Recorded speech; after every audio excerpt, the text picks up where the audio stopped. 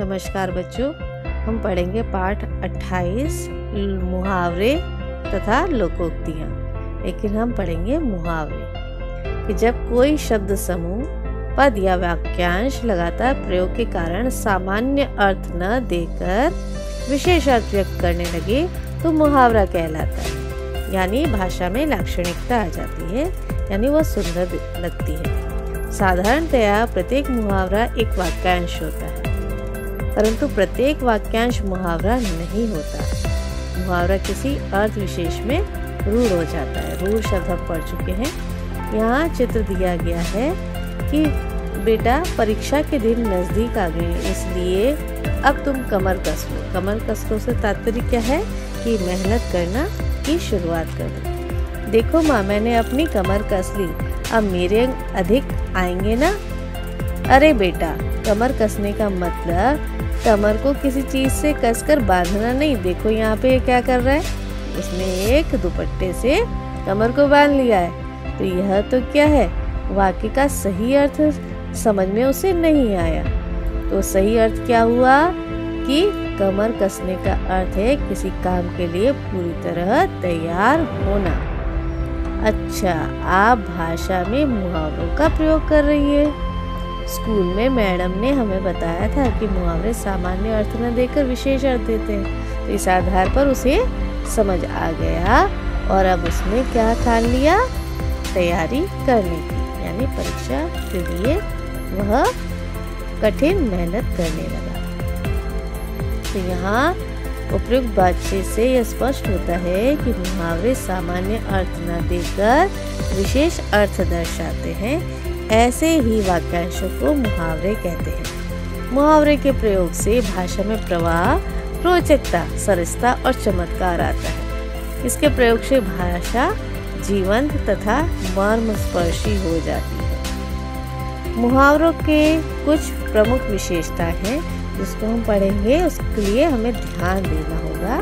पहला है, मुहावरों का प्रयोग वाक्यांश के रूप में होता है, स्वतंत्र वाक्य के रूप में नहीं होता। अर्थात वह वाक्य जब हम कहते हैं उसके अंतर्गत आता है। दूसरा, मुहावरा का शब्दार्थ न लिखकर उसका सांकेतिक या लाक्षणिक अर्थ लिखा जाता है। यानी हम उसका सांकेतिक अर्थ और लाक्षणिक, अभी मैंने बताया भाषा में लाक्षणिकता लाने के लिए मुहावरा का प्रयोग किया जाता है। मुहावरों का मूल रूप नहीं बदलता, मुहावरे हैं उसी तरह से उसको हम लिखते हैं, उसमें परिवर्तन नहीं कर सकते हैं। प्रसंग के अनुसार इसके अपने अर्थ होते हैं। जैसा प्रसंग होगा, यानी जो चर्चा चल रही है उस आधार पर ही उसका अर्थ होगा। मुहावरे के शब्दों को पर्यायवाची शब्दों से नहीं बदल सकते। यानी यहाँ कमर कसना, तो यहाँ हम बिल्कुल भी बदल नहीं सकते कि किस लिए कि अन्य कोई शब्द इसमें प्रयुक्त हो जाए। इनकी क्रियाएं लिंग, वचन, कारक आदि वाक्य के अनुसार बदल जाती हैं। ठीक है, तो यहाँ जैसा हम लिंग, वचन प्रयुक्त करेंगे उस आधार पर यह बदल सकता है। यहाँ कुछ मुहावरे दिए गए हैं जिसको हम पढ़ेंगे। पहला, श्री गणेश करना, काम शुरू करना या शुभारंभ करना। तो यह वाक्य प्रयोग दिया गया है कि भारतीय संस्कृति में किसी भी कार्य का श्री गणेश करने से पहले ईश्वर की उपासना की जाती है। आप देखिए कहीं पर भी कोई इनॉग्रेशन है यानी उद्घाटन है, वहाँ पे क्या करेंगे, गणेश जी को यहाँ पे नाम लेकर शुरू किया जाता है, तो उसे कहते हैं श्री गणेश करना, यानी भगवान की उपासना करना। अंधे की लाठी, एकमात्र सहारा। श्रवण कुमार अपने अंधे माता पिता की अंधे की लाठी थे, यानी उनके वो जो थे उन्हीं की सेवा करते थे और उनका जीवन उन्हीं पर निर्भर था। रोड़े अटकाना, बाधा डालना। मीता की बहुत बुरी आदत है, कोई भी अच्छा काम करने चलो उसमें रोड़े अटकाने लगती है। अंगूठा दिखाना, स्पष्ट इनकार करना। यह तो आपके साथ भी होता होगा कि मैंने नेहा से निबंध दिखाने को कहा तो उसने मुझे अंगूठा दिखा दिया। लकीर का फकीर, पुरानी परंपरा को घसीटना कि हमें समय के साथ अपने विचारों को भी बदलना चाहिए। न कि लकीर का फकीर बने रहना चाहिए। यानी कि जैसे जो पुरानी बातों पर ही निर्भर रहते हैं, वही बात सुनते हैं, वही बात अपनाना चाहते हैं, नए आधार पर बदलना नहीं चाहते, तो वह लकीर के फकीर होते हैं। हाथ मलना, बहुत पछताना।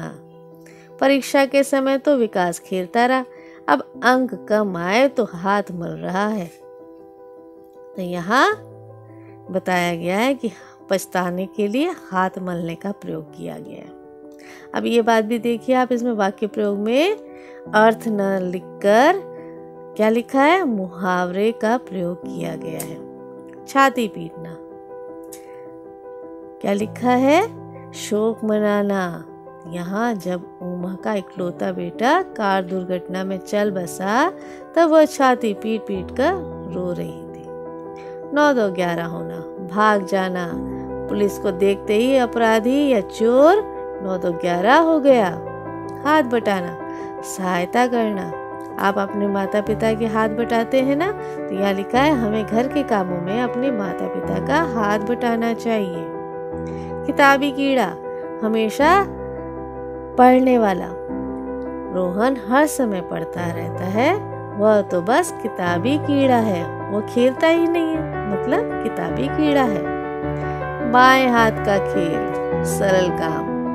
सचिन तेंदुलकर के लिए अर्धशतक बनाना बाएं हाथ का खेल है।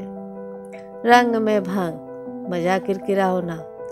अब शादी में इतना अच्छा कार्यक्रम चल रहा था, बारिश ने आकर रंग में भंग डाल दिया। या फिर आप ऐसा होता है ना कि आपके यहाँ कोई पार्टी हो और किसी ने वहाँ पे आकर कुछ गड़बड़ कर दी या लड़ाई कर दी, तो क्या होता है, रंग में भंग हो जाता है। उसी तरह से यहाँ लिखा गया है कि बारिश ने रंग में भंग कर डाला। 2 टूक बात करना, स्पष्ट बात कहना। अब यह वाक्य प्रयोग दिया गया, मेरे पिताजी 2 टूक बात करने में विश्वास रखते हैं, यानी घुमा फिरा के बात नहीं करना, स्पष्ट बात कहना। हथियार डालना, यानी हार मानना। वाक्य प्रयोग दिया गया, डाकुओं ने पुलिस के सामने हथियार डाल दिए, यानी वह सहज तैयार हो गए कि आप हमें अब पकड़ लीजिए, क्योंकि वह हार गए। दिन दुना रात चौगुना, तेजी से उन्नति करना। आजकल हमारा देश भी तेजी से उन्नति कर रहा है ना, तो हम कहेंगे दिन दुना रात चौगुना तरक्की कर रहा है।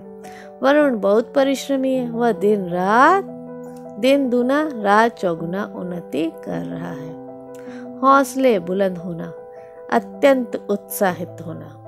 यदि हम किसी कार्य को हौसले बुलंद करके करेंगे तो सफलता अवश्य मिलेगी। सफेद झूठ बोलना, साफ झूठ बोलना। वाक्य प्रयोग दिया गया, रानी ने मेरे सामने शाम का पेन ले लिया था, लेकिन पेन मांगने पर सफेद झूठ बोल दिया कि मैंने पेन लिया ही नहीं, तो ये तो गलत हुआ। नमक मिर्च लगाना, बढ़ा चढ़ाकर बात कहना। अब यहाँ वाक्य प्रयोग दिया गया, बात तो जरा सी थी, लेकिन मोहित ने उसे नमक मिर्च लगाकर अध्यापक को बताया। अगला है लोहे के चने चबाना, बहुत कठिन काम करना।